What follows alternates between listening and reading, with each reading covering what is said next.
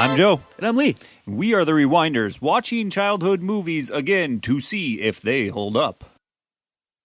This time, we watched Ferris Bueller's Day Off. Day Orf? Day Or. Day by day. Oh my.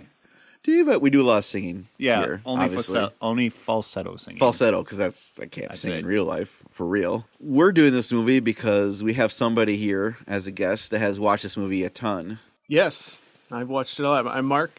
Hi, Mark. Hello. Hello. How much have you seen of this movie? I know we talked about it briefly, but you've seen this a ton, probably way more than us. I watched it probably on a weekly basis in my teens, yes. At one point, I probably could have recited the whole movie from front to end without having it on there, you know. I tried to do it a few times, but nobody really cared, so I just stopped after the first couple scenes when everybody was getting annoyed. I know there's guys like that with Star Wars where they can recite it completely, but this was your movie. I know you said that you had a bunch of other movies in rotation that you watched over and over. Which ones were those, if you remember? Yeah, we would watch this. We'd watch Blues Brothers, The Good, the Bad, and the Ugly. Wow, nice. Star Wars. Sure. My dad introduced me to Bridge on the River Kwai, and that's a great movie. Love that movie. Yep. Okay, you had a really good rotation and different types of movies, too. Right, not all one note. Yep. Yeah, and like we said, this is back in the 80s when it was a little more difficult to get movies. Yeah, you could go to the rentals and whatnot, but if you didn't have cable and you had TV, yeah, you did with what you had on VHS. The one rental place that my dad would always go to was the RCA store. Really? Over by the cemetery. Over in Surgeon Bay? Yeah. Oh, okay. It was funny because it's just a small place where you can either buy an RCA TV or mainly they fix their TVs there. Sure. And they had a small selection, but for some odd reason, that's where we always rented our videos from. For me, it was the IGA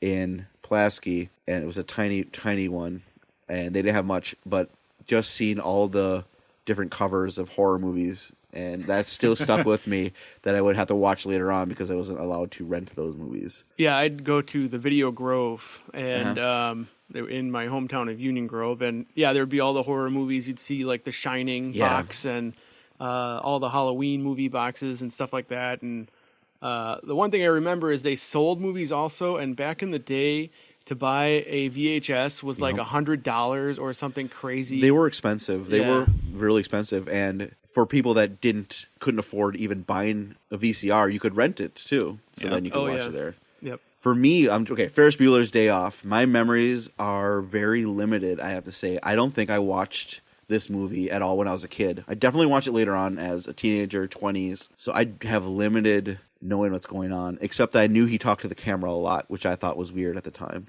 Those are my memories, I guess. For me, it's a bunch of like the items of things that happen or are heard. So like the song, Oh Yeah, from Yellow. Yes, you're right. It totally connected to this movie. And then I listed out a bunch of scenes that are like, this is something I really remember. And then all of a sudden I find out I'm listing tons of scenes here. So you must have seen a lot or remembered it more. I remembered it pretty well. And the thing that I loved the best about it was the ending sequence of that car chase at the end through all the yards. To me, that was always my favorite part of them. And then, the carry on through the credits. And you remember everything, don't you, Mark? Yeah, it's...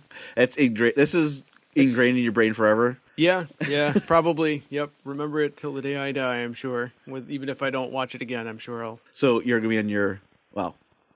way off in the distance. Yeah. On your deathbed, and what are you going to... Just last synapse firing in your brain. You're going to... Right, the last very thing will be, oh, yeah. Oh, yeah. I don't know, what? He just chicka-chicka out of life? Yep. Is that what he did? As soon as I do that, the lights will dim, and I'll be gone. Mm-hmm. Yep. No, you go chicka-chicka. No, bow, bow. Then you come back. One more time. Yeah. No, bow, bow. And then you wait a while, and then you say, what are you all doing here still? Right. Wait. It's over. I'm dead. I died. Go home now. It's fine. I'm okay. Anyway. All right, let's get into the plot of this here movies. So, 1986 it was made. We only do movies from the 80s right now. Well, not right now, but that's what we're focusing on mostly of our childhood because we're 80s babies. 80s babies. Well, should I do the plot or should Mark do this all? I mean, this is your movie. You want to do the heavy lifting? I'll start it out. All right, just crank it out. All right. So first thing you see is, I think you see a couple of credits right off the bat, but then you see the picture of the home, and you hear Ferris's mom calling out to Ferris's dad. It says, "Tom," and they come in. They're making a fuss because Ferris almost looks like he's dead. He's dead. He's just staring at. Yeah, he's just staring off into space. Yeah. So that's kind of whoa. When he first Papa, I'm seeing spots. I can't see. And he has and his sister comes in and is like just upset because she knows he's full of shit. He's faking it. And sister, is that you over there? I can't see you. I can't see that far. Mm-hmm. He gives a big wink to her.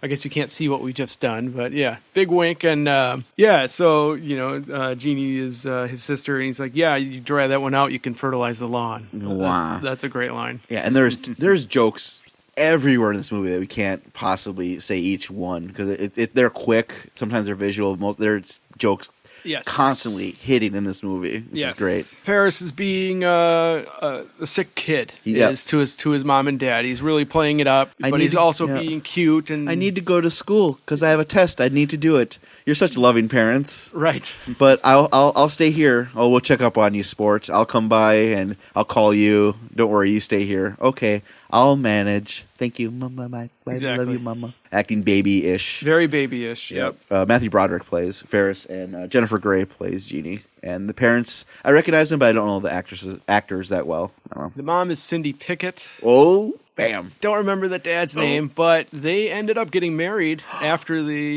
starred in this movie together. So that's interesting. That lasted 4 years. Wow. Well, it was something. I know Matthew Broderick and Aaron Gray were. Is it Aaron? No, it's Aaron Gray. Jeannie is the character. Okay, Aaron Gray is her name. Aaron Gray's her name. They were engaged until they got into a car accident. Oh, we won't talk about that. Oh. But yes, yeah, that's fine. But that happened in the 90s, so that doesn't really count here. You're right. Yeah. You're right. But they were engaged, and then they weren't, I guess. Well, she'd married Agent Coulson. Oh. After she got a nose job and completely changed the way she looks and stopped getting work, actually, I thought, in a way. Because she was in Dirty Dancing and huge movies. Then she got plastic surgery, changed her cute nose, and I don't know what happened, but done. Way better with the old nose. She looks fine with the nose. Yeah. And now she looks normal. It's just like she's a regular person. Yeah, you look like anybody else. Yeah, maybe that was her idea, but she should have stuck with it, I think. It is Jennifer Grey. Yeah, Jennifer Grey. Jennifer Grey. Yeah, Jennifer Grey and Jeannie. Okay. We got it. We figured it out, everybody. Woo! Yeah, I was going to ask Joe if you knew who it was. Nope.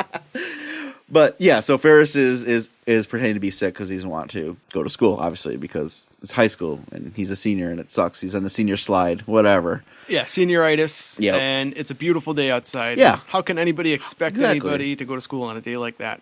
And now he starts talking to the camera. He's breaking the fourth wall. Yeah, exactly. Yep. It's kind of in between now of when his parents go to work and when the day adventure begins. He's getting ready. He's in the shower, making a spike for himself. Out of shampoo. Yeah, he told us how to pretend to be sick. And it's all about the sweaty palms. Cold, clammy hands. Because you don't want to have a fever that's too high, because then a panicky mom will put you in the hospital. And so, clammy hands, you gotta lick them. That's how you do it.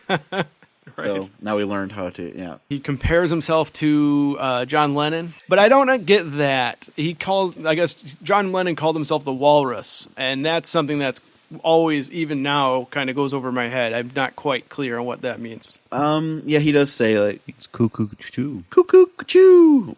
Well, and that's the thing though, because a lot of people interpreted that song. I'm not a huge Beatles fan. This would have to go to Natalie. She would, but what I understand is that song meant absolutely nothing because they just wanted.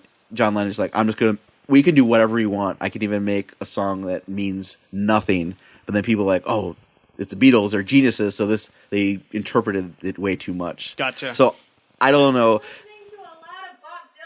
A lot of Bob Dylan and probably drugs. No, not probably. Definitely a lot of drugs. But hey, if you know what the walrus means, definitely email us or tell us on Facebook exactly what is Ferris talking about. I'll take it. Maybe it has something to do with the walrus and the krill or whatever. Oh, you're talking about it in Alice in Wonderland? Yeah. Okay. It's the Beatles song. I am the walrus. Sure, we know. Thank you. So he's gotten ready for school. No, he's not getting here for school. No, you're right. He's going to have a day off. School, yes. But he says, I don't have a car, though.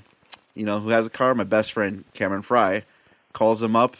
Poor Cameron. Yeah. He basically explains, Cameron's life sucks so much that he's happier when he's sick. And so Cameron's laying in bed. Looks like he's in a sarcophagus of his own bedding. That's kind of funny. And Cameron's just laying there, and it's played by Alan Ruck, just staring, like, oh, my life sucks. He just reaches over, hits the answering machine speaker. Hey, it's a beautiful day. And now Ferris is outside with a tiki drink outside. Magically transported to Hawaii. He's in Hawaii. Yep. Little Hawaiian tiki music playing. And Cameron's like, no, I can't. I'm dying. I can't go out. Come on, you got a car. We got to go do something.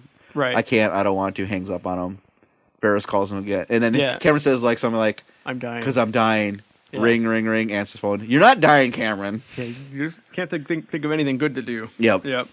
So either Ferris is omniscient or he just knows his buddy really, really well. I'd say both because he is talking. He is breaking the fourth wall. Yes. Maybe he is a walrus. He is a god. Cameron hangs up and he sings the When Cameron went to Egypt's land. Let my Cameron go. I love that. That was very good. Yeah, just laying there. No, he's not going to go anywhere. Also, after that, you notice Matthew Broderick kind of put in the Chicago accent where he talks about putting a lump of coal up Cameron's ass. In 2 weeks, you'd have a diamond. Yes. Kind of sharpens his words like a... He does, because earlier he said palm, so he said it with his New York accent. So he probably had to try to adjust it. Right. Because I noticed a couple times his New York accent came in and out. Well, we missed the scene in between where they kind of established the school. Yep. They go to the teacher who calls out Bueller. Oh, yeah. Ben Stein. Yeah, I remember this scene and it being funny, but now, I mean, this is me personally. My politics and his scientific viewpoints do not mix, so now I don't find it funny. I just don't want to see Ben Stein. That's just me, though. Sorry, but I don't find it funny anymore. As he's like, yeah, Bueller, and all the kids are just. He's going through A. He's like A. Aronson. Yep. A. Aronson. Well, it also sets up that the rumors are starting because a girl steps up and says, "Oh, he's a friend of a brother of a sister." Yeah. Saw him do something. Saw him pass out at 31 Flavors there last night. Yep. Yeah, that's showing all the kids are worried about Ferris, and he actually called in to one of the freshmen saying, "Oh yeah, I'm really sick," and he's at a synthesizer saying with sneezing and barfing and coughing sounds. Right. Yeah, I don't know what I have, but it's really bad. I can't come in and you'll get it. Oh, Ferris sounds really sick. We got to do something to help him out. I think it's interesting that Ferris is speaking to a freshman. Ferris is a senior. Yeah.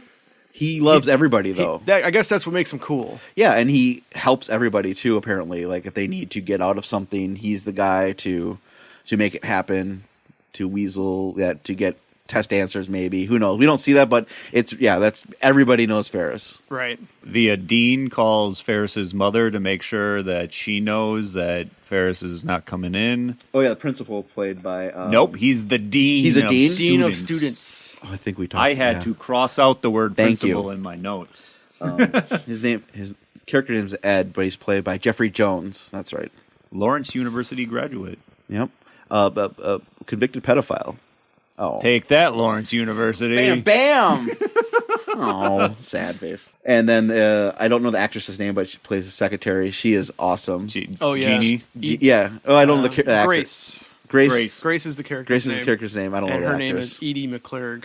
She's great. Edie. And she's like, yeah, she's got pencils in her hair she keeps pulling out. She's got like 9 pencils Yeah, in there. she keeps pulling out pencils. Yeah, but you're right. The dean calls the mom, like, do you realize that your son has been tardy 9 times as he points at the computer? Yeah, it points at the computer. It goes down to 2 and right in front of him. Oh, what the? It's like, yeah, okay. Yeah, well, isn't right. So, Because Ferris is a hacker.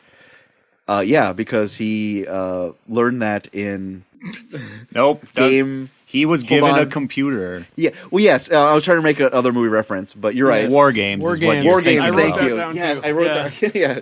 War Games. He moved from Oregon to Chicago after that. Yeah. But we're supposed to believe that this database that has the numbers of absentees are in like real time delivery to this Amiga 3 computer. It was just hooked up the way, and Ferris got access, but he got a computer instead of getting a car. Yes. For his birthday, Christmas, something. And his sister got the car.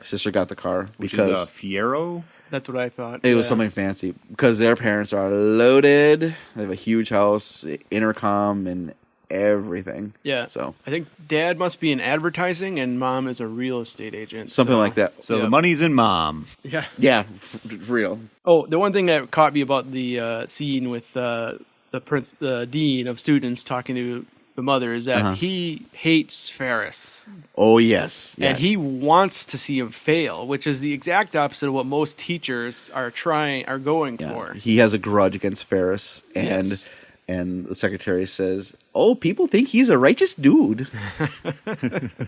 We just love that guy. He's friends with everybody: the geeks, the spazzes, the whores, the sluts, the sluts, the bloods, sportos, all those. She's great. Yep. Yeah, that's right. Yeah, so he wants revenga on Ferris. Maybe in his high school past, he knew a Ferris and just rubbed them the wrong way, and now he just wants revenge. He got away with everything, and he didn't. So, Ooh. And his sister is the same way. Well, I was just about to think she's going to become the next dean of students. Yep. Dun, dun, dun. Until something happens, but we won't talk about that just yet. The power of making out. Wait, anyway. Yeah.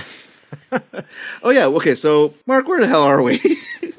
We can go to. Oh yeah, Mark. I'll let you. I'll let you take it. No. All right, you got it, man. Well, let's see. They're going to more classes, including the economics class. Okay. That's right. Okay, yeah, we need to get Ferris's girlfriend out of school now to have a day off. Yeah, she's in English or something. Yep. And let's see. That's right. I remember. Okay, yeah. So Cameron finally gets in his crappy car and he's like, "I'm not going.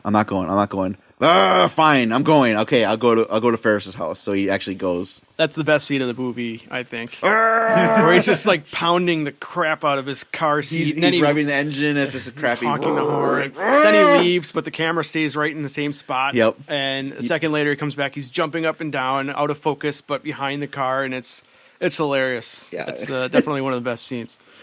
Damn you, Ferris! You won. I am coming to get you. And so a nurse comes to Sloane, the girlfriend. Nurse Scratchy Pants. You can hear her going down the hallway. Going down the hall. Yep. Miss Peterson, we have something to tell you. And basically, your grandmother passed away. Right. Yeah. That's how we're getting you out of class. And she's not smooth about it. As soon as she sees the door open, she's putting her coat on, putting her books away. It's like, come on, kid, at least put up a show. Right? Yeah, exactly. No, she knows what's going on. She's been dating Ferris. She understands. And so then we get to the phone call, right? To the dean? Okay. Yeah, Dean calls Mr. Peterson. What he wants to call Mr. Peterson at his daytime number. But at the same time, Mr. Peterson's calling him. On another line, yeah. And he proceeds to be a real asshole to Mr. Rooney is an asshole to Peterson. And he says it's because he knows it's Ferris. He knows it's Ferris. Yeah, he's whispering to the secretary, yeah, it's Ferris on the other line. I know it. He's trying to get his girlfriend out of class too. Yes, but a second later, Ferris calls Grace, and she's like, Ferris Bueller's on line 2, and you just see the dread and the music cues camera zooms in on Ed Rooney's face. Yeah, and you see his crooked teeth kind of little. It's...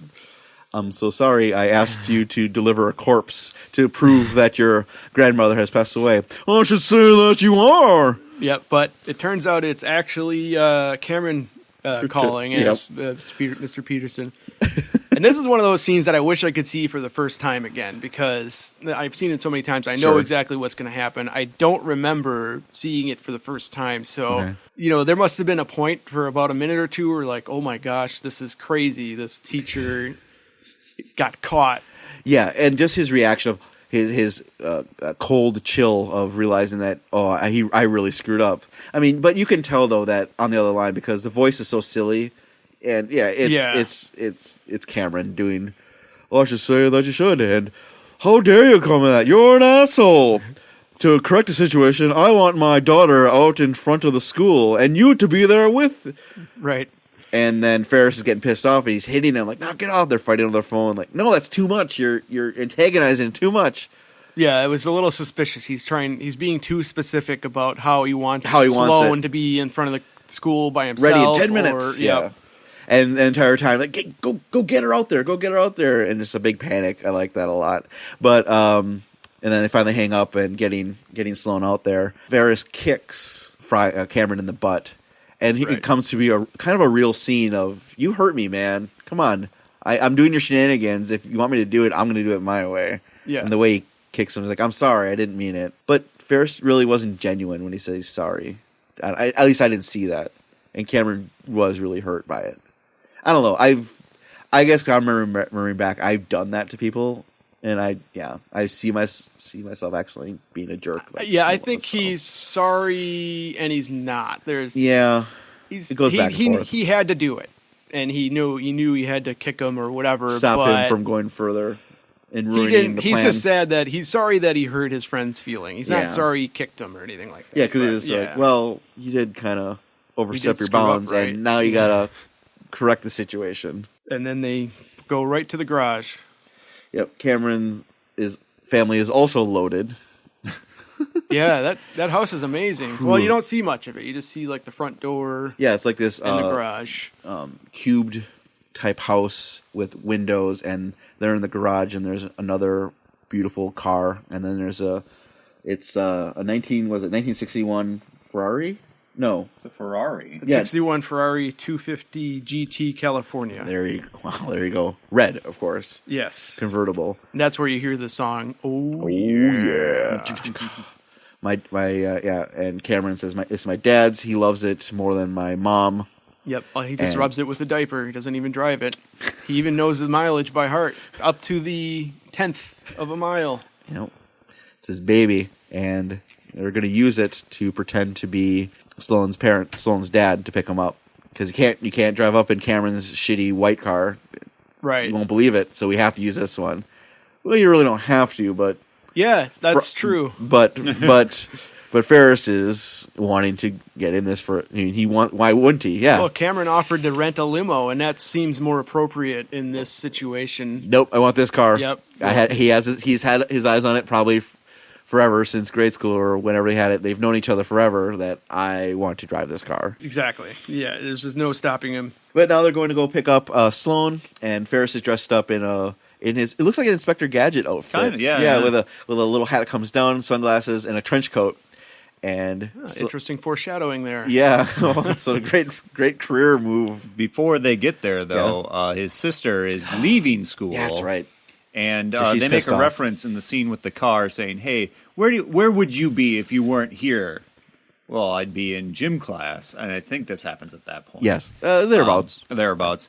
And then you see Jeannie driving away from school at gym class happening to her right, and Cameron and Ferris are not there, so she's pissed about that, so she drives off. Yep. And then she also sees the water tower repainted. Yeah, that's later on, but it says save Ferris, and earlier there were it doesn't matter, but there are kids. One has a Pepsi can. Save Ferris. Save Ferris. He needs a kidney or something like that. They run 50 G's or so. Run 50 G's or so. Yeah, but Save Ferris is going everywhere in the school. Yeah. Everyone wants to help her brother. Oh, he's faking though. Okay, I'm gonna go and prove to everybody that he's not actually sick and that he's a jerk. What's funny is nobody knows that Jeannie is Ferris's sister. He's so popular, and she is completely overshadowed by how awesome Ferris is. You're right. They don't recognize her at all. You think they would, but nope. Right. They must be a very large school too. Maybe, I guess so. But yeah, so that was interesting. Yeah, you're right. And they must be twins. Yeah, they're very close in age. At least at most a year apart. Yeah. It might be Irish twins. Oh. two people born within the same year. Yeah. I understand what you're saying. Wink. 6 kids Catholic. Yeah. Oh, 6 kids Catholic. Jim Gaffigan. Jim Gaffigan. Yes. Yeah, we all got it. Yeah. Yeah. Okay. I am the greatest pope ever. All right.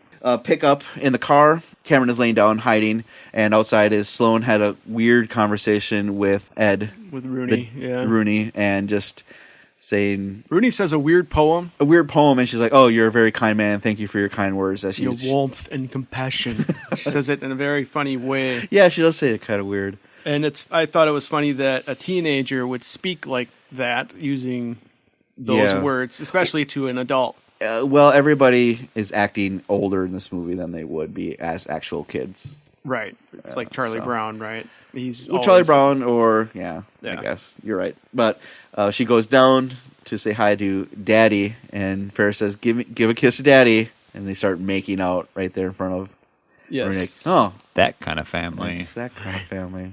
Huh. Hey, Cameron. Hi, Sloane. Where are we going? I don't know. We're going somewhere, though. So they get in the car and take off. Yeah, they peel out, and Ferris chucks his hat. And pretty sure at that point, Rooney knows he's been had. Yeah, because like, wait a second. Yeah. That's too weird. Yeah, the making out thing, that's fine. I'm going to go investigate the way they peel out and they're happy. It's supposed to be going to a funeral. Yeah, they're going to Chicago. Next scene is the skyline of Chicago, and they've got a great song behind that. There's a lot of good music in this movie. Yeah, playing. What's interesting is I think they only just recently released the soundtrack. They didn't release the soundtrack with this movie. Yeah, I think I saw it when I was looking, like, unofficial soundtrack of this, which is kind of weird. Yeah, I know a lot of people would put it together themselves. But there are some songs that are pretty hard to find, even that that are on the movie that you can't find just anywhere. Ed Rooney wants to, he realizes he's been had, and so doesn't he call first, and there's an answer machine? So Ferris has set up this whole thing in his house, so if anyone calls the answer machine, or no, I'm thinking ahead, I think, right? He calls the home number of the Petersons, and it's Sloane on the answering machine, and she's crying because they had a death in the family. Yeah, so even she planned this out, or they planned this out ahead of time. So she has it, and she leaves a forwarding number to the mortuary. Yep, and then it's Cameron on another recording saying that this is what's happening. So they're trying to cover all their tracks. Yes, and so then he decides, I'm going to go to Ferris's house to figure out what the hell is going on. First he goes into town to the pizza joint. Okay, you're right. Yeah, I skipped ahead.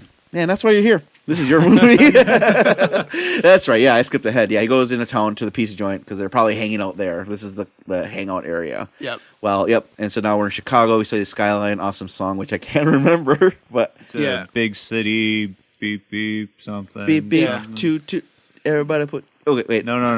I know the song. I have it in my head. I just can't sing it. I like the bass guitar track on that one. Well, it's the 80s. It's good, just bass in a lot of 80s songs. Yeah.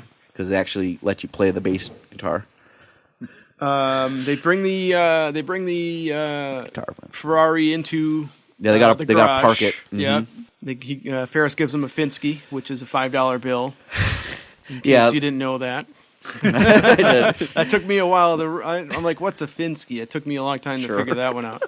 But what he says is, the attendant comes out. He's kind of rat-looking-ish, kind of sleazy-looking guy. And like, do you speak English? Like, racist. Come on, man. Yeah, what country do you think this is? Yeah, of course I do. Oh, I'll take good care of it. And so I see that as motivation for when he takes it for a joyride with another buddy. Yeah. Like, you kind of being a little jerky, and you only give me a 5 thinking you're a big shot. I'm going to take us for a ride. Yeah. I'm sure that's not the case, that he would have done this anyway, because he's with it. But... It's always easier when you can justify it. Yeah, I'm justifying things. Yeah, exactly. But so Cameron is nervous because, they're dropping it off here. Well, we have to, and where else? So we're going to leave the car here. And, they immediately take it for a joyride as they're walking away. You see them in the background. It's even lucky that nobody sees it because Ferris and Cameron are walking away, and behind them the car peels out and the guy jumps in the back, and they're going to go have fun for a little bit. Yeah. Next scene is mom is suspicious, so she goes home to check up on Ferris. She walks up the stairs, and there's suspenseful music playing, and she opens the door. There's somebody sleeping in his bed. You can hear it. Yeah, it's snoring. He turns, and so she's like, okay. So bless his heart, Wait a minute, though. Yeah. Yep. And in her mind, it echoes 9 times. So she looks again. Yep. And still somebody moving around in his bedroom. Well, it turns out that Ferris rigged up a system to, when somebody opens the door, the trophy lowers and it turns his mannequin. Yeah. Where do you get a mannequin? Where would you have to be able to purchase a mannequin? You don't have to purchase them. Steal it? No, you just wait till someone throws one out if you can get into their trash from a department store. Okay. Wait, how do you know this? Well, I'm just saying. I'm using 80s logic from like John Hughes time movies. Okay. That's how it would work out. Ferris has his ways. I'm joking. Let's think about mannequin. Yeah, maybe it was once alive. It was once alive because you only see like one arm and it's probably just a torso. Right. Until Ferris tortured it. No, Ferris, don't. I have to. I need you as a prop. Yeah. So the mom. Okay. Yeah. He's been absent for 9 times, but he's there. I believe him. He's such a good boy. And she leaves and goes back to work. Right? Right. Yeah. We also discover or learn more that Ferris must be a master at skipping school because he has a soundtrack of someone snoring. You know, so that's just kind of a weird thing to have. He's got everything set up. Yeah, he's a master at this. He's done this a lot. Yeah, I mean, he's done this, and like later on, Kevin in Home Alone, he's a master of setting up things. It's almost like they're written by the same person. That's true, isn't it? Home Alone is a John Hughes movie? John fucking Hughes. Did he do all of them or just the first one? I think he just did the first one. I don't think he did the one after where that, Donald Trump shows up. It would make sense because the next one's... no. Yeah. Okay, so we're in Chicago. What do they go do first? Do they go to the ball? No. They go to Sears Tower. They go to Sears Tower to look down. They put their heads up against the window and look down, which I never did when I was a kid when I visited. I never been there, so... Oh. I've been there once, and I don't remember that you could actually get... Like, the bars aren't even that close, I think. I don't think so anymore. Or maybe at the time. Like, I'm guessing that people started doing this, and they just like... we can't have people because that's dangerous. Yeah, and plus it marks up my window with That's all your you got to clean it constantly. I agree. You can tell that they chose number 3 or 4 on the takes because you can see... forehead dots on the windows. Exactly. Is it called Willis Tower now instead of Sears? Yeah, I think so. But everybody still calls it Sears Tower because change the name at this point. It's iconic. Right. Yeah. Sears gave it up because they aren't good with their books. No, they aren't. But what's interesting now is I've seen these advertisements for the Hancock Tower, the other large building in Chicago. They have a room that will tilt forward, so you can kind of do that thing that they do. So you're looking straight down the building, and it's very scary, apparently. But yeah, that was interesting. Yeah, they look down, and then they go to the fancy restaurant, right? No, they go to the stock market or wherever they're doing that weird training. Oh, that's right. So Chicago used to do agricultural trading. That's why this is here. That's why that's. I was going to look this up then, just didn't. Nope. And I was wondering why is there a stock market here? The egg market, milk market, all that stuff used to get traded in Chicago. Yeah. Yep. Yeah, Cameron's imitating them. Yeah, all their their signals and hands, and he's doing curly sounds. Ferris asks Sloane to get married. Yeah. Which she has a very intelligent answer to of no. Right. Maybe one day. I'm a junior and we're young. No. But Ferris's way of talking about it is hilarious, about showing all the bad reasons and going, well, what reason isn't there to get married? True. Yeah, I mean, sure, you're the only cheerleader with a husband. That's fine, though. Who cares? We have nowhere to live. Yeah. Yeah, exactly. Next, we go to Shakey, the fancy restaurant. Oh, it is a fancy. Yeah. That's right. They're going to get in. They're not dressed fancy at all. And then the maitre d' isn't there, so Ferris looks on the books, and it's like Abe Foreman? Abe Froman. Frodman. I think there's a B in there. Frobeman. I think it's Froman. Froman? Oh, yeah. The Sausage King of Chicago. Yeah, table of 3, and the snooty maitre d' with his little mustache. The Sausage King of Chicago? I hardly think so. Yeah, I wonder if that's a test. Like, is Abe Froman actually the Sausage King, or was he throwing it in there to trip up Ferris? And I don't think the maitre d' is smart enough to do that way. I don't think that so. could be. That could be. Yep. And Ferris is getting angry because he's not being allowed in. Cameron and Sloane are like, it's fine, we can go somewhere else, don't worry about it. No, I am Abe, and we're going to get a table. Yes. So and Ferris says, I'm gonna call the police. You're harassing me, maitre d'. I'm going to call the police. There's a phone right there. And the maitre d' doesn't notice as Ferris calls the same number because it has numbers on the line. So it calls one of the lines on the phone. Basically, they trick the maitre d' into believing it's Abe Froman. Because Sloane went and described him like, oh, he's so and so tall and he's ruggedly handsome. Oh, thank you. Yeah. It's like, yes, thank you. That's so nice. And then on the other line, then Cameron says like, oh, pretending to be the police. Sergeant Peterson here. Yeah, another Peterson. Yep. Same voice. This is Sergeant Peterson. And so it cuts to now they're sitting down and the maitre d' is apologizing profusely. Right. And he's understanding. We tolerate you type of people. Yep. Oh, thank you. But the real Abe Froman must not have shown up for his he died of a massive coronary because of all the sausage he eats. That makes sense. Dead. No worries. That was lucky. It was lucky for Ferris. So they toast each other with their ice water and chew the ice. Crunch, crunch, crunch, crunch, crunch. I really like that. We're so fancy. Crunch, crunch, crunch, crunch, crunch. Yeah. Very good. They go to Ferris is breaking the fourth wall in the bathroom, talking about how Cameron's life sucks. Yeah, really get into how much his life sucks. Yep. Of his parents hate each other. They tell him to do everything, whatever. They don't pay attention to him. Stuff like that. I don't know exact specific. Can you imagine growing up in a house where you can't touch anything? That's right. The house is a museum. Yeah, you can look at anything, but you can't touch anything. I knew somebody that in my childhood where they had one room that was it was like a museum. You couldn't touch anything. It was like a living sitting room, and it just felt that way. Maybe it wasn't the case, but it just felt that way of don't touch anything. Was it all like ceramic? Yes, there was stuff everywhere, fancy looking, porcelain vases and things that were set up a certain way. My parents had that too. It was the front room. That's right. I remember that. No one went in there. They finally broke that after all of the kids moved out. Maybe it's an old tradition. I think it is. And that's why. I mean, we didn't have that in our household. So, yeah, now I remember. We just went in your haunted basement. Well, why would you go anywhere else? I know, right? Yeah. I was always jealous of kids who had a basement, a nice basement, because ours was just a crappy one with the washer and dryer in it. Oh, sure. Dust and cobwebs. Mine had a ferret. It would climb in your pants. Wow. Yep, and it would start licking your arm, 1, 2, and then you always knew on the third, it wasn't going to be a lick, it was going to be a bite. So he was used to eating those Tootsie Pops. And yes, 1, 2, 3, and human flesh. But anyway, we digress. Breaking the fourth wall again, like Deadpool. And now do they go to Wrigley Field? No, that's the arcade is next. Yeah, okay, now because Ed is investigating the pizza place where all the kids hang out looking for Ferris. He's looking around, and then there's Ferris. He's playing a video game or standing by an arcade. Yeah, he's watching somebody play Karate Champ. Oh, I forgot to write that down. Which is a game I played on I think it was just on the Atari 2600. Ah. So, yeah, I played that one a few times. He's coming up on Ferris. And what does he say to this person who turns around? I got you sucker, or... He says, in French, the game is up, which I think it's les jeux sont faits, or something like that. Translation, the game is up.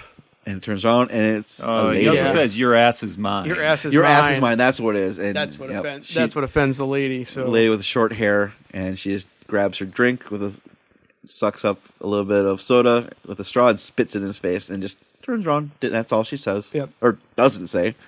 Yep. And he just... Rooney knows that's what he deserves. Yep. And he goes and cleans his face over by the chef, or the cook or whatever, who's watching a baseball game. Yep. And then you hear Harry Carey on the other side. And then he's Ed is cleaning off his face and saying, so what's the score? It's 0-0.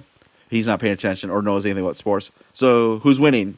Guy looks at him. All right, the Bears. Right. Okay, it's the Cubs game. It's a Cubbies game. It's great to hear Harry Carey's voice. It's just one of those.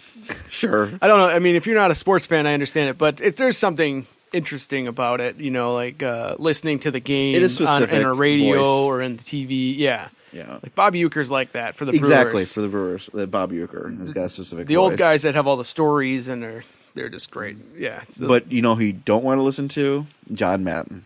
No. Doesn't work. But luckily anyway. He's not dead, is he? No, he's still alive as far as I know. He's a turducken king. Yes, he's the turducken guy. The world. I think now he just sits around and codes his video games. Right. Football. Right. On the Madden bus. Yep. Yeah. Okay. But then we cut to now we're at the baseball at Wrigley Field, and swing bada swing bada as they're just hanging out there. Even on the outside it says Save Ferris, right? Yeah. Wrigley Field sign on the outside says Save Ferris. So yeah, which is a big strong. That's a far-reaching campaign because they're in some suburbs somewhere. Yeah. So I think Chicago, they said they're in Woodland Hills. I think you're right.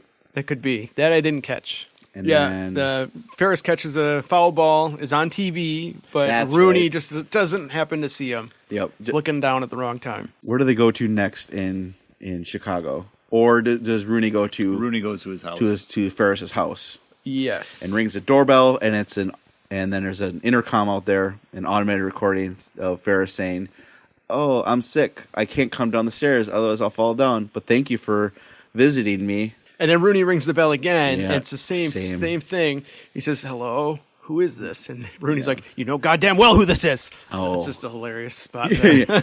You know this? Oh, it's a recording. Okay. Right. And that's why he goes around the side of the house, and he's trying to look in a window, and he steps on the garden hose and loses valves, his shoe inside the mud pit. Yeah, it's really deep right there. I think the Ferris family has a problem there, like water leakage into the basement.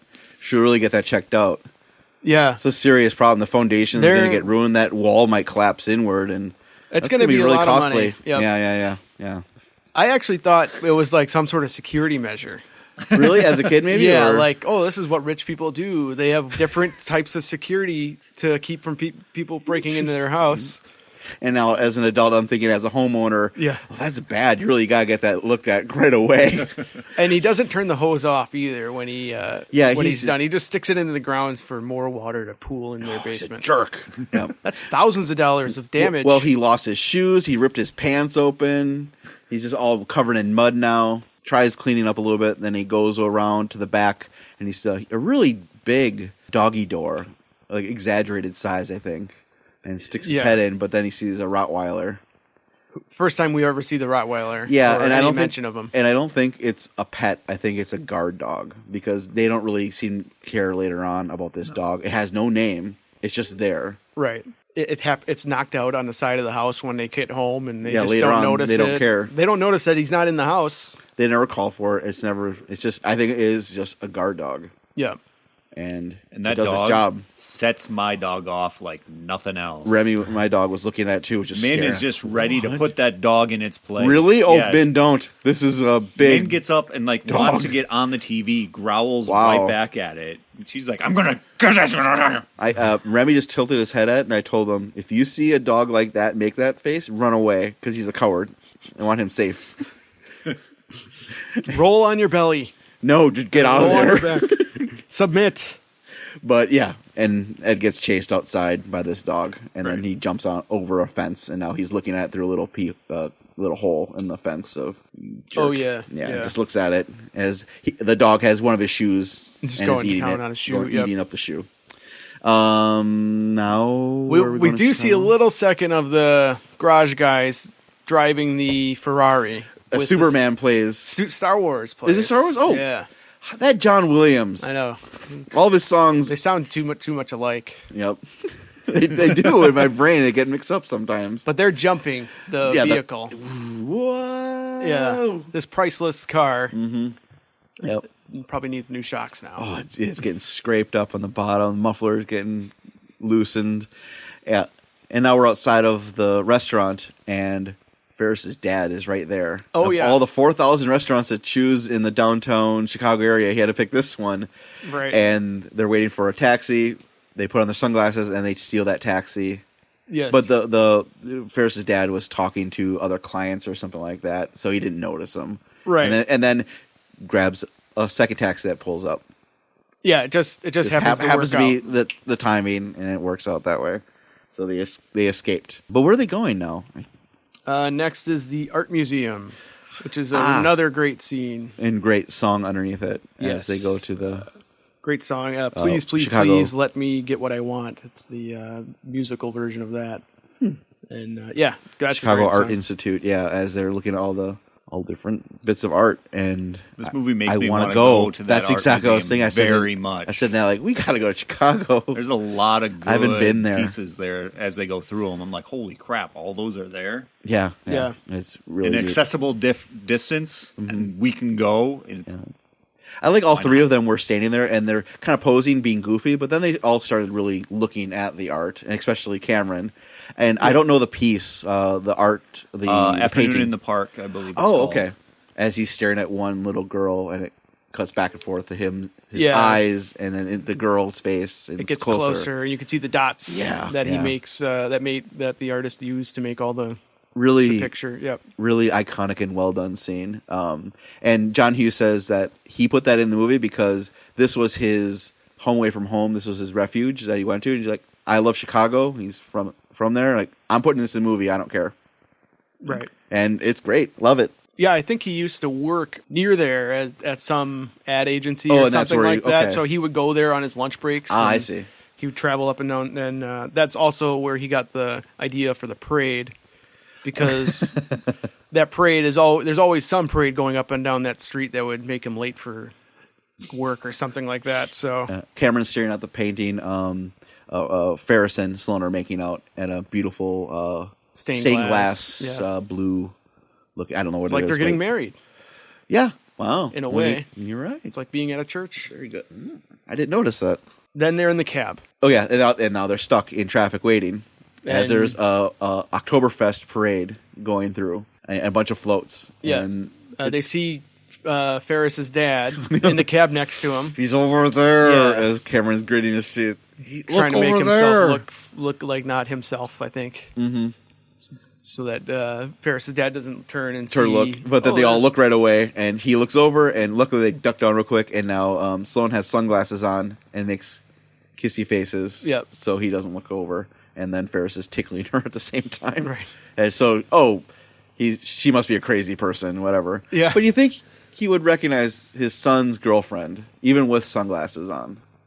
The only thing I could think of, it's out of context. I suppose. So, like, if you work with somebody, but then you see him at the movies. Yeah, I guess. You're like, and you did a double take, but then like, whatever. Yeah. That's fine. Then they're outside, and Cameron and Sloane have lost Ferris. They have no idea where he went. But they're talking. They have a little moment where they say, well, what are you going to do after high school? I don't know. College, I guess. What are you going to do? I don't know. I don't like anything. Right. How about you, Sloane? I don't like anything either. No, yep. I don't know what to do. Yeah. And they should take the year off.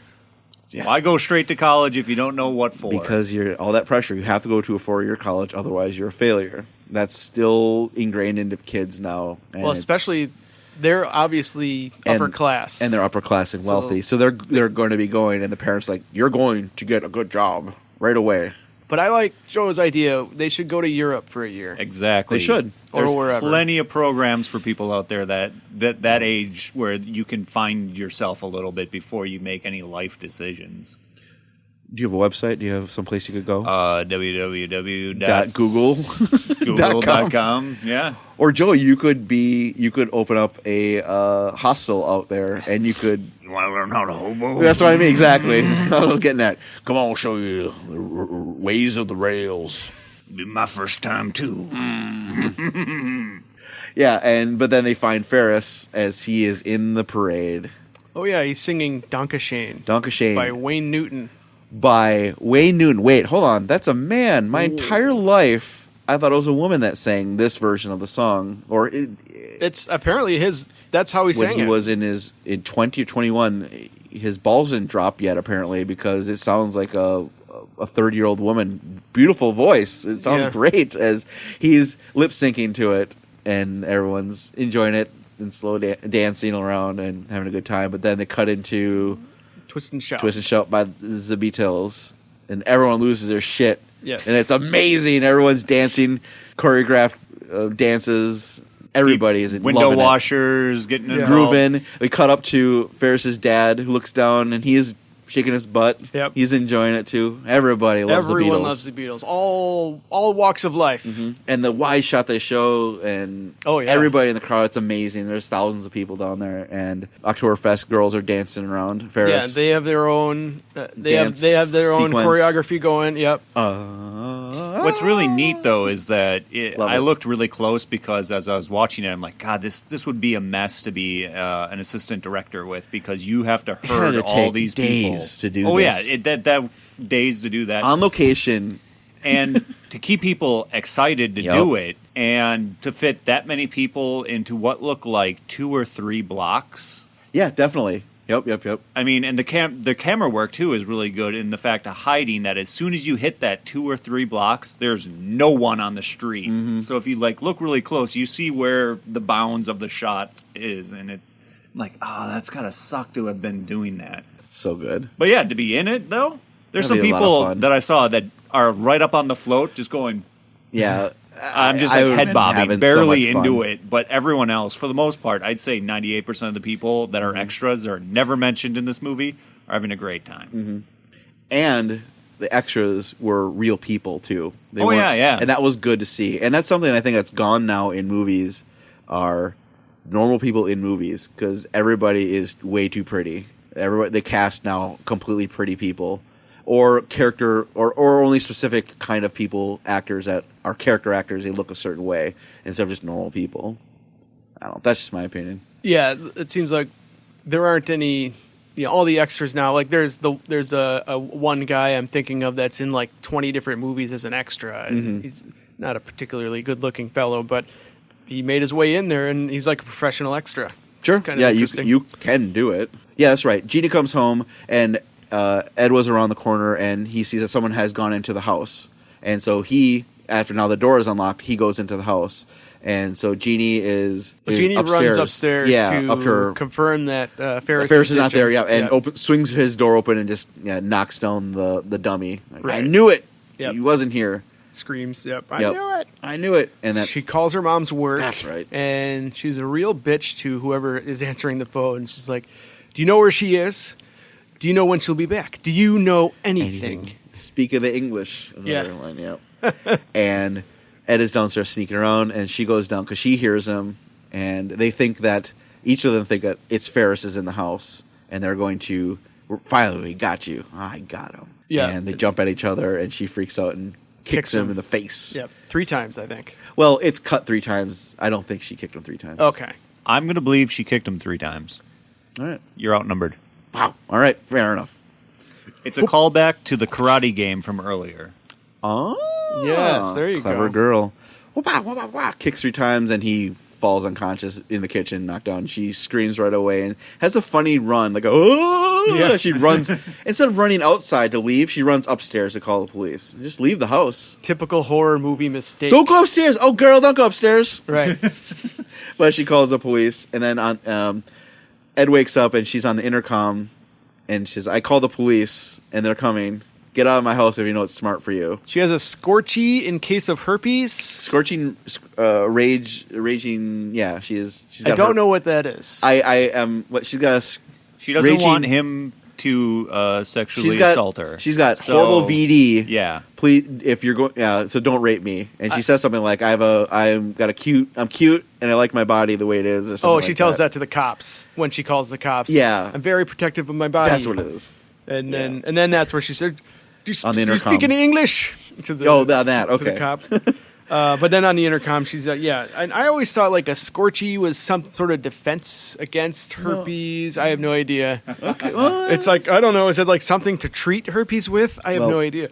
That's kind of Google funny. it. Yeah.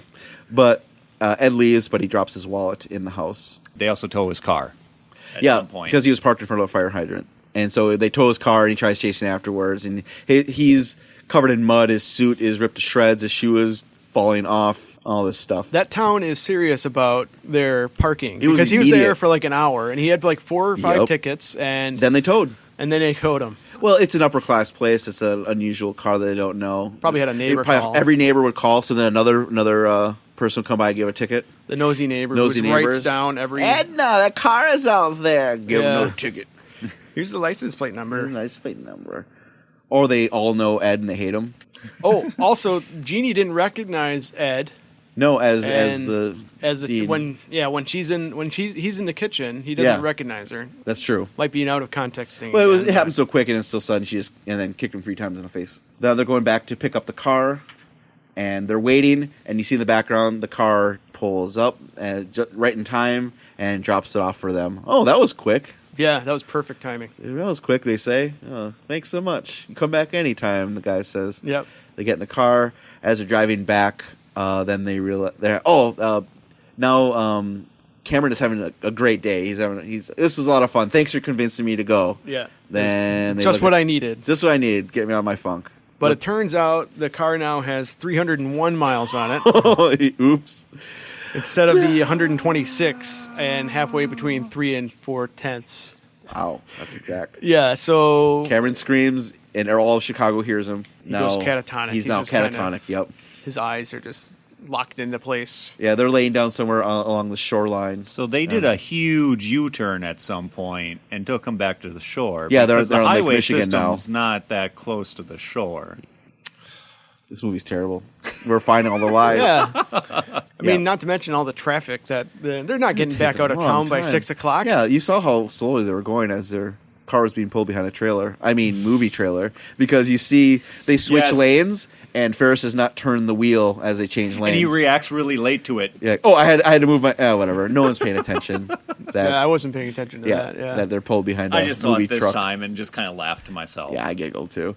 But now Cameron is catatonic laying there. Sloane is rubbing his temples and face, and Ferris is talking to the camera that basically Cameron's life sucks, and he's never been in love, and no one's ever loved him, and he's going to go to college. We're not going to see each other. And he's going to lay the first girl he lays, he's going to marry, and she's going to treat him like shit because she knows that he has low self-esteem and can control him. And then talks about Sloane saying she still has one more year of high school. And that's the bigger problem out of the two. That's a bigger problem, of course. His best friend has a shitty life, but his girlfriend what are we going to do? Is going to be in school for an extra year. Yep. Are we going, keep dating? I'm going to college. What's going to happen? Yeah. I wondered how they moved Cameron around. Did he walk, or did they have to carry him? Because I'm picturing them taking him out of the car. I think like a zombie, almost him. Cameron, come over here, sit down. Okay, right there you go. Yeah, and especially when they got him onto the diving board. Later on, I don't know whose house they go to. Yeah, but that's they're in always whose house? I assume they just went to a house. It could be, or it could be Sloane's house or whatever. Yeah, but they're in a jacuzzi. I thought it was Cameron's house, but it doesn't make sense. No, because the background isn't the backyard isn't there. Because Cameron's house is in has a ravine behind the house, and it looks more like country, and they're in the suburbs. Yeah, more wooded area. So we'll say it's Sloane's house. Sure, why not? Is that what they do next? They go. Yes, Cameron's sitting on the diving board. Yeah, he looks down. Ferris is talking to Sloane in the hot tub. Mm-hmm. But Cameron looks down and he just kind of rolls off the diving board into the water and immediately sinks to the bottom. Yeah, and he's just sitting there looking around, and it's just quiet and calming. And they look like, oh, he's trying to kill himself or something. Yeah. But Cameron has a calm face on of peace, and they pull him out, and he's closed his eyes. Yeah, he's speak to me. They're really concerned that he's dead or something or unconscious. And then he says, "Oh yeah, Ferris Bueller, you're my hero," with a big smile on his face.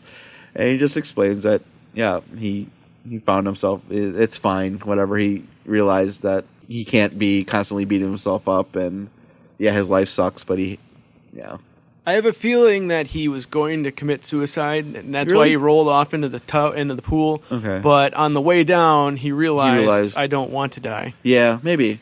I think you're right. I don't know. Sure. I might be looking too deep into it. No, but I think you're right. Something happened with the sister. Yeah, the police. The police take her away because they say that she falsified claims of an intruder. So now she's at the police station, sitting on a bench, waiting for her mom to pick her up, and Charlie Sheen is on the other side in a leather jacket. To me, it's always been Charlie Sheen and not just a character. No, it's Charlie Sheen. Yeah, he's not acting as someone else. He's acting as Charlie Sheen. So why are you here? For drugs? No, I didn't take drugs. No, thanks. I'm straight. I'm straight. Well, I'm here for drugs, he says. He looks like he hasn't slept in 3 days. His eyes are all red, and he's pale. which is apparently what he actually did. Oh, he did? Okay, well, that's what it looks like. He Good literally job. stayed up for 3 days straight to achieve the look he was going for, and that worked really well. It worked out. He looks completely strung out.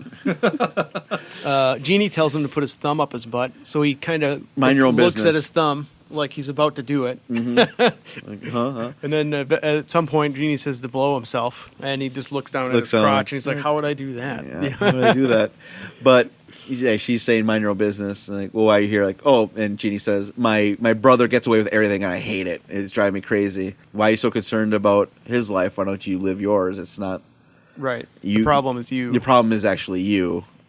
Don't worry about it so much. And there's someone you should talk to. And Jeannie says, if you say Ferris Bueller, you're going to lose a testicle. Oh, you know him? Right. Oh, even he knows Ferris.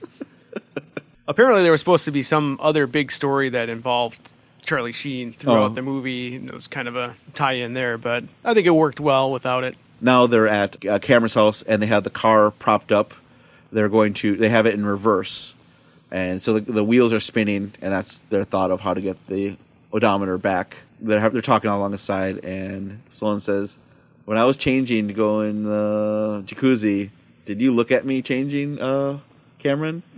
Yeah, Cameron gets a sly smile Sly on his smile. face. Anyway, I'm going to go check the odometer. And then he realizes it's not working. He freaks out a little bit, and Ferris says, we'll crack it open, don't worry about it, we'll roll it back. And he says, no, whatever, I'll just tell my dad about it. And then he loses his shit on the bumper of this car and taking all his aggressions on his car. You love this car more than me and anything else. This is, so he's just denting the shit out of the front of it.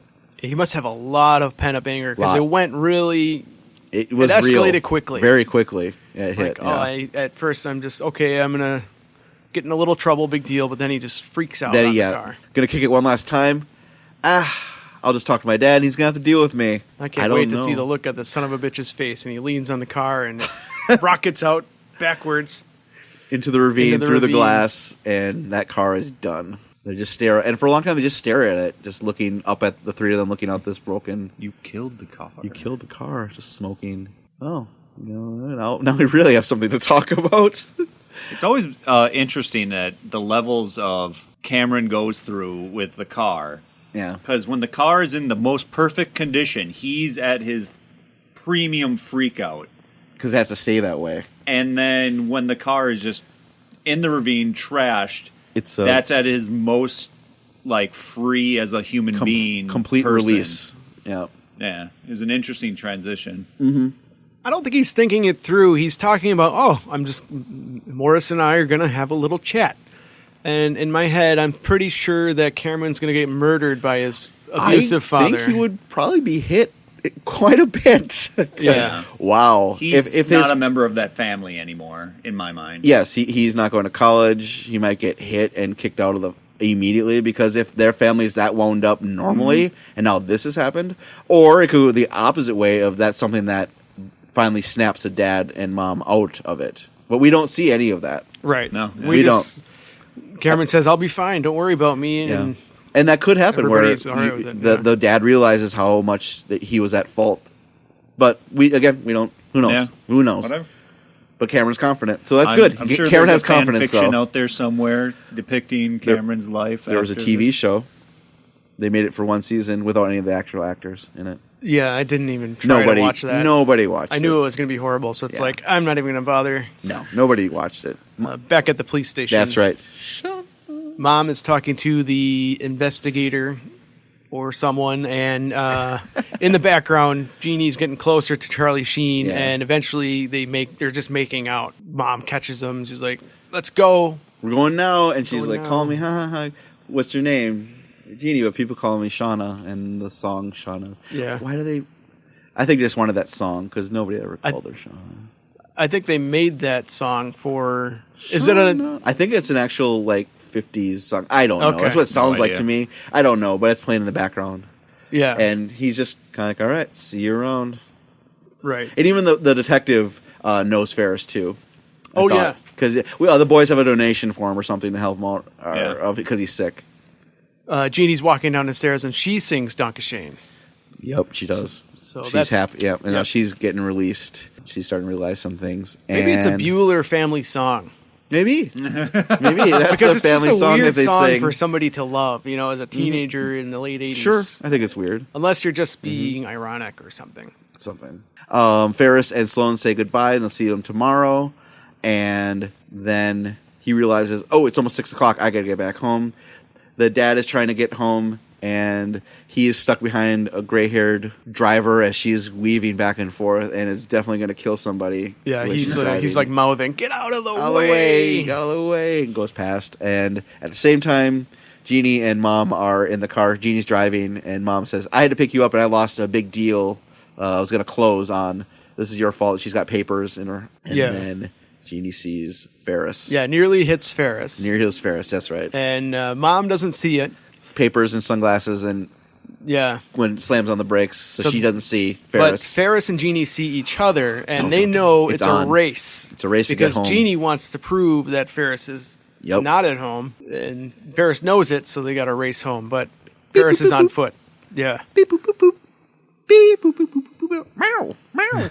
Yeah. Awesome song playing. I could just watch this sequence by itself. It's a great sequence as they're racing home. Yeah, I like it because he's going behind. Jeannie just floors it. She's running stop signs. She's getting pulled over. By police chasing her. Her mom and Jeannie are just screaming at each other at the same time. I can't, just stop it. They're screaming. Ferris is running in backyards, going through people's houses. Two women are sunbathing. The wrong direction. They're not facing the sun. You are absolutely right. Which is, what are you doing? Why are you there facing nothing in the shade? They're waiting for Ferris to come back and say hello and shake their hands. Goes through someone's house. Ooh, what you cooking? Smells good. Dinner's ready. Then jumps on the trampoline in slow motion. Takes a long time for him to come down from that trampoline. He's in bullet time. Yeah. Lands, keeps on running and gets to the back door and almost makes it because the back door is locked. As in the front, Jeannie runs into the house. Mom and Dad not run into each other, but they see each other. Basically, we've had a crazy day. Oh yeah, they have to shoot Jeannie. Jeannie got arrested, maybe lose deal. What should we do? Let's shoot her. Right. Dad says. Jeannie ran into the house, but in the back, Ferris is trying to get the key to open the back door. It's not there underneath the mat because Ed got it. Yeah. All of a sudden, you see his foot with his mangled shoe and ripped pants. Rooney's finally got Ferris. Then the back door opens and it's Jeannie. Because she was watching, saying, because Ed was like, I got you finally, after all these years, I got you good. And Jeannie realizes, I don't want that to happen. And so she has a change of heart. I think it's more or less she wants him out of the house, and if he's forced to do one more year of high school, she has to put up with him extra long. That's a very interesting point of view. That's a really good point of view. I like it. That makes more sense. Yeah, because you're going to have to repeat this year again because you were tardy too many times. Yep. Boom. Yeah. Joe drops the mic. Yeah, I'd never thought of that before. Mm-hmm. But then Jeannie says, oh, Ferris, what are you doing out here in your condition? You should go upstairs and take it easy. Thank you, Mr. Rooney, for helping us out. Yeah. Oh, by the way, you left your wallet in our kitchen. Oh, no. She throws it in the mud and makes a bloop sound as it lands. Yeah, you hear a bloop sound. Their foundation's got to be shit. But then she slams the door, which wakes up the dog that got the flower pot dropped on him by Rooney, and then the dog gets him again. Yep. Yeah, he gets mauled by the Rottweiler. Yeah, he gets mauled even more. So. Yep. Ferris runs upstairs, knocks the mannequin out of the way, lays down as the parents are coming up, and he realizes that the snoring audio is still on. Throws a baseball and turns it off. And now everything's fine. Parents are like, oh, you're sweaty. Yeah, you're warm. Yeah, he's back to being cute Ferris, and he's doing his baby voice. Thank you, Mom and Dad. You're such loving parents. Yep. And then he says he said the line in the beginning. Choose. What is it? Something like choose to live your life. Otherwise, life moves so quickly. Try to take it all in. Stop and look around for a while. I'm gonna say Mark probably knows this. Mark, say it again. He says, life moves pretty fast. If you don't stop and look around once in a while, you might miss it. Something like that. Yeah, you might miss it. Yeah. Yeah, it's a very good line. Yeah. And it's absolutely true. And it just ends. Frozen, still on his face. Right? He's just sitting there. He's laying. His hands are behind his head, and he's on the bed, and he has a smile. Sure. Yes. I know it goes to credits. And then it goes to credits, but then we have the after credits sequence of Ed. Oh yeah. Walking and disheveled. His car is gone, and then a school bus pulls up. Come on. Yeah. The bus driver says, "Come on, get in the bus." He slowly adjusts his tie, straightens himself, walks up. See, all the kids are just staring at him. He's too tall for the bus, so he has to hunch down once he gets in there. And there's only one seat open, and it's next to this weird girl. Yeah, Coke bottle glasses. Yep. And she's got a warm rubbing her nose. Gummy bear in her pocket, so it's one? nice and soft. Been there all day, and nice and warm. He grabs it and throws it. The kids are just looking at him. Yeah, they're all just like, "Whoa, this is so weird." He got messed up. What happened to him? Rooney eats it. Yeah, there's a sign that says Rooney eats it. That's right. Damn you, Ferris! And then the bus pulls out, and that's it.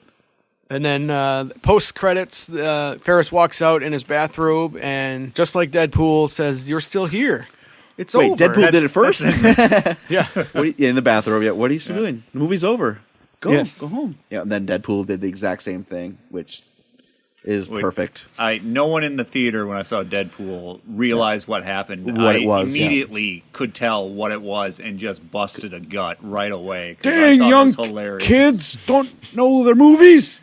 Well, there were adults there too. Because there are a lot of people that as soon as the movie's done, that's done. They turn it off right away. Yeah. Well, you can't do that in Marvel movies. Not anymore. Yeah. There are people who still do it, and I hate those people. Like, what? This has been going on for years now. You know the rules. Right. Stay to the end. Damn it. Well, I like it because then you're kind of forced to actually look at the people who made the entertainment that you are taking in, and you try to find the silly names in it too. Yeah, and you always wonder what the best boy does. Like, that's kind of a weird title. He's the best. He's the around. best boy. No one's ever going to stop him now. Right. All right. So, what do you guys think of Ferris now? Can I go back to one thing I think we go ahead. Definitely. That I thought was really cool. There was a part when Jeannie was home waiting for the police, and the doorbell rings, and it turns out to be a singing telegram. Yeah. And the nurse sings a song. Sexy nurse, yeah. Fake nurse. I heard that you were feeling ill, headache, fever, and a chill. I'm the nurse. I'm the one where you came here to restore your pluck, because I'm the nurse who likes to. And they slams the door. Yep. So did somebody hire a hooker to go visit? Hooker, a clown. Louis Anderson was there. Yeah, in a milkman costume. Yep. Oh, and there was another thing too. He's getting flower deliveries, and when the parents come in, there's flowers everywhere in the front. How did they get in the house to put those flowers out? Because Jeannie wasn't there and no one else is there. Right. They just let themselves in and put the flowers down and left? No, it was locked. Yeah. But everyone knows Ferris. That was a funny part. It was, I forgot about her. What do we like about the movie now? Or what do you think of the movie now? Obviously, you loved it as a kid. Does it still hold up? Yes, absolutely. I had a lot of fun watching it again, and I'll probably watch it again next month. Wait, so is it back in the rotation of constantly watching it again and again? Yeah, I think so. What have we done? The nice thing is it's not the longest movie in the world. It's not. It's quick. If you just have 2 hours or less at night, you could pop that in and you'd be fine. Yeah, and there's jokes constantly a mile a minute, and I would definitely recommend it. I like it more as an adult. I probably saw just a little bit of it as a kid and really didn't care or pay attention to what's going on. But as an adult, I thoroughly enjoyed it. Really good comedy, so recommend for me. Yeah, it holds up. It's John Hughes writes good movies from the ones that I remember watching, and the little bit of ones that I didn't really watch or pay attention to. They were always well written. Sure. And this is just like that. It's just well written, well paced. It's just a very solid movie, and I watched it the week before. I watched it this week. Oh, I'd watch it again in an instant too. Well, the nice thing about this, and I think most of the other John Hughes movies, is that they're not dated. There's some movies even though it's in the 80s, but it's not that strong. Yeah, it's not like all the girls have the big poofy hair. I mean, some of the girls in high school do. You see it in the movie, but it's not so over the top that it's like this is just a big 80s movie. It's a great. It's just a movie, and it happens to take place in the 80s. And Sloane doesn't have a big iconic 80s haircut. She has basically like a 70s/90s haircut. Yeah, her clothes are a little bit dated, but again, they're not that bad. No. I forgot to mention she's married. She's played by Mia Sara. Have you seen her in anything else? I really don't know. Legend. Oh, okay. Time Cop. Oh, nice. When I saw that, I was like, I don't remember her at all on that. But I have to watch those again. Once, I've seen it a couple of times. She's Van Damme's wife who gets killed in the beginning scene, and he goes back to save her. I'll have to watch that again because I only know her from this, but I got to watch Legend then as well. That one I haven't seen. Okay, we'll get there. Well, that was Ferris Bueller's Day Off. If you want to get a hold of us, email at therewinderspodcast@gmail.com. Like us on Facebook, follow us on Twitter at therewinderspod. You can find this podcast on iTunes, SoundCloud, and Stitcher. Please rate and review. Let's see, what did I learn? I learned that high school is very, very boring. Or not necessarily learned, but reminded that it's so boring and really not that important. I learned that if you play it safe, you can get by in life, but if you take a few risks here and there, you can actually experience something pretty interesting. I learned that the Hawley-Smoot Act raised tariffs to reverse the effects of the Depression, and it did not work, and we sank deeper into that depression. Thank you, Ben Stein. Bueller. We are the Rewinders. Thanks for listening.